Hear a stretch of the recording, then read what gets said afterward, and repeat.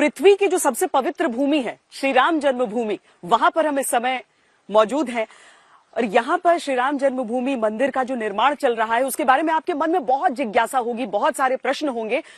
हर एक प्रश्न का उत्तर देने की स्थिति में अगर कोई एक व्यक्ति है तो वो है नृपेंद्र मिश्रा जी। बहुत स्वागत है आपका। धन्यवाद। जहां पर जो पूरा निर्माण चल रहा है उसके प्रमुख हैं। और सर, आपसे भी मतलब मुझे लगता है कि आजकल जितने भी लोग आपसे भेंट भी करते होंगे सब यही पूछते होंगे कि हो जाएगा। तो मैं यही आपसे पहला प्रश्न पूछती हूं कि गृह मंत्री ने जो 1 तारीख की घोषणा सार्वजनिक रूप में कर दी, क्या ये महत्वाकांक्षी है या ये संभव है? आपने अच्छा किया ये प्रश्न पूछ लिया, जिससे सभी को जानकारी, क्योंकि आपका चैनल इस प्रकार का है कि लाखों करोड़ों लोग देखते हैं, तो उनको मिलेगी। ये निर्माण कार्य जब उच्चतम न्यायालय ने ट्रस्ट बनाने का आदेश किया और जो ट्रस्ट बना उसमें उच्चतम न्यायालय की अपेक्षा थी कि किसी प्रकार से किसी सरकारी हस्तक्षेप नहीं किया जाएगा और यह ट्रस्ट मंदिर के निर्माण, मंदिर के संचालन की जिम्मेदारी करेगा। तो उस समय उस न्यायालय की ही व्यवस्था में निर्माण कार्य के लिए उन्होंने यह घोषणा की थी जजमेंट में कि एक चेयरमैन होगा जो कंस्ट्रक्शन कमेटी का अध्यक्ष होगा। उस हैसियत से फिर मुझे ये अवसर मिला। तो ट्रस्ट में ये निर्णय जब उन्होंने इस पूरे निर्माण का एक तरीके से नक्शा पास किया, प्रारंभ में इतनी अपेक्षा नहीं थी कि इतनी बड़ी जमीन, इतना सब कुछ मिलेगा। तो ट्रस्ट का जो प्रारंभ का प्लान था वो बहुत छोटा मंदिर था। उसके बाद ट्रस्ट का प्लान हुआ कि एक किला का ग्राउंड फ्लोर और एक किला का मंदिर होगा। फिर ट्रस्ट ने ही ये निर्णय लिया कि एक ग्राउंड फ्लोर होगा और 2 फ्लोर उसके अबव होंगे और हर फ्लोर की धर्म से क्या व्यवस्था होगी वह भी उन्होंने सोचा। उस समय यह निर्णय लिया गया था कि इस निर्माण को 3 चरण में हम पूर्ण करेंगे। प्रथम चरण में हम ग्राउंड फ्लोर और गर्भगृह, चारों मंडप, उसके साथ पूरा ग्राउंड फ्लोर का निर्माण कार्य हम प्रथम चरण में पूरा करेंगे और श्रद्धालुओं को दर्शन की व्यवस्था करेंगे।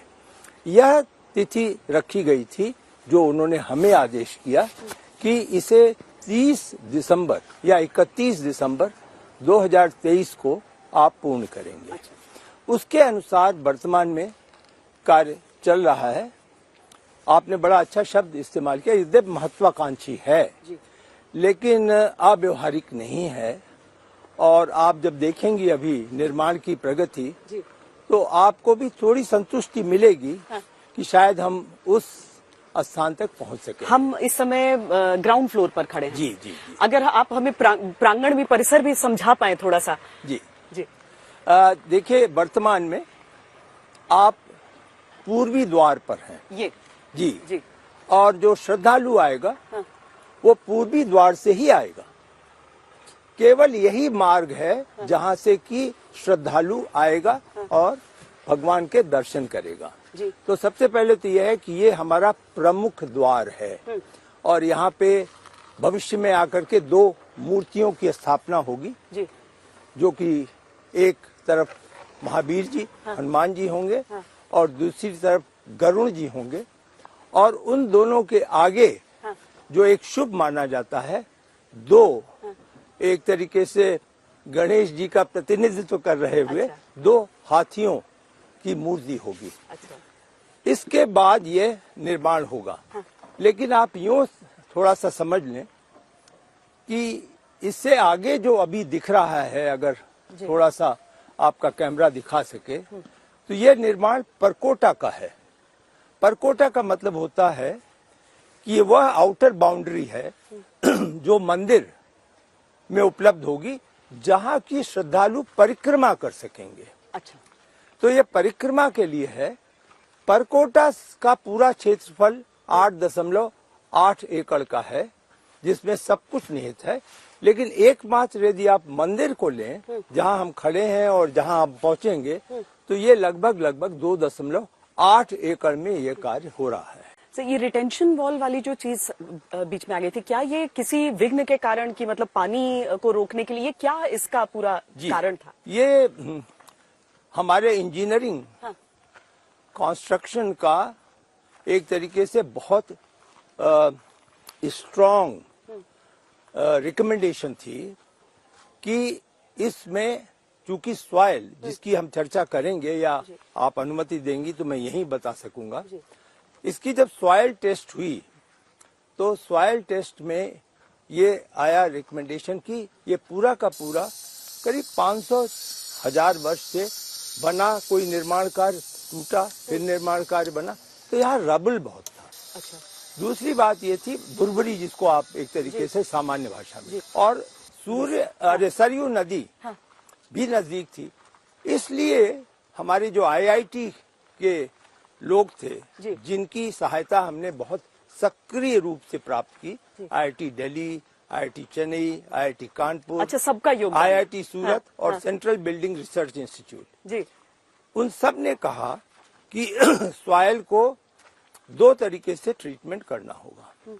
एक तो हमको ट्रीटमेंट करना होगा कि फाउंडेशन, जिसको कि आपको बताएंगे हम कि फाउंडेशन स्टोन जैसी हो।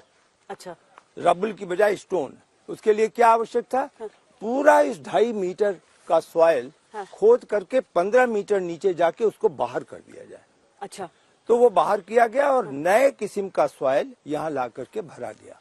दूसरी उनकी संस्कृति थी जो आपके प्रश्न से है कि आगे चल करके एक रिटेंशन वॉल बन रही है जो कि रिटेन करेगी एक तरीके से।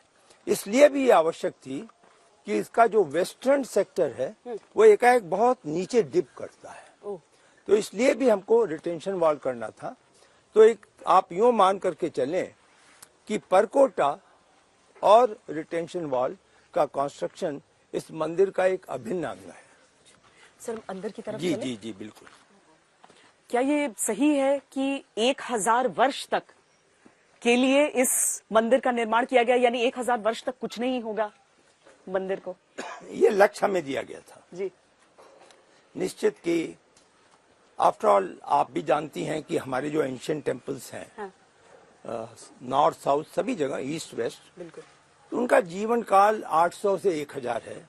आज भी अनेक मंदिर हैं जिसमें बहुत कम मेंटेनेंस हुई है। तो यह एक अपेक्षा थी कि इस मंदिर को भी कम से कम 1000 वर्ष का जीवन काल मिलना चाहिए। अच्छा। अपेक्षा अच्छी हो गई, लेकिन प्रश्न ये था कि आईआईटीज ने कहा कि हमारे पास पुराने मंदिरों की तकनीकी अध्ययन का कोई साहित्य नहीं है। हम उससे नकल कुछ कर सकते हैं लेकिन पूरा नहीं कर सकते। जैसे हम लोगों ने यह तय किया कि इसमें आयरन का इस्तेमाल नहीं होगा, 0 आयरन है। तो ये कैसे हुआ? इसलिए कि आयरन का जीवन काल करीब 94 से 95 वर्ष होता है। अच्छा। तो अगर आयरन करते तो नेचुरली जीवन काल कम होगा। तो इसलिए सारा कार्य आयरन से हट करके या तो कंक्रीट सीमेंट में थोड़ा है, वरना बाकी 90% स्टोन का कार्य। धातु नहीं कोई? जी, धातु नहीं है। एक अगर आप कोई शब्द कहें तो सही स्थिति ये होगी कि पत्थरों को जोड़ने के लिए कॉपर के हुक्स हैं। अच्छा। लेकिन वो कॉपर के हैं, स्टील तो कहीं है ही नहीं, केवल कॉपर के हुक्स हैं, वरना कोई और धातु नहीं है। वरना यही ये जो जी जी जी जी इन पत्थरों में ये रहता है सर। जी हाँ जी हाँ, बिल्कुल आपने सही कहा।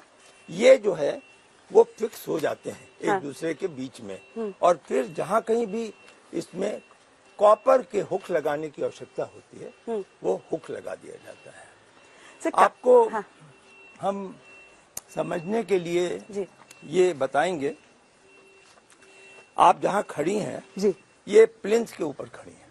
अच्छा।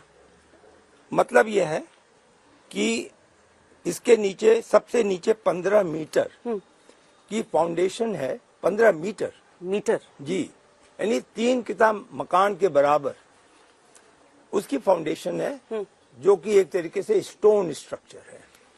उसके बाद राफ्ट है, हाँ। जो 3.5 मीटर है, जो कंक्रीट है।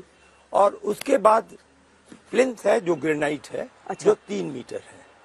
इतने पर आने के बाद ही हाँ। ये स्टोन का कार्य शुरू हुआ है। अच्छा। जी।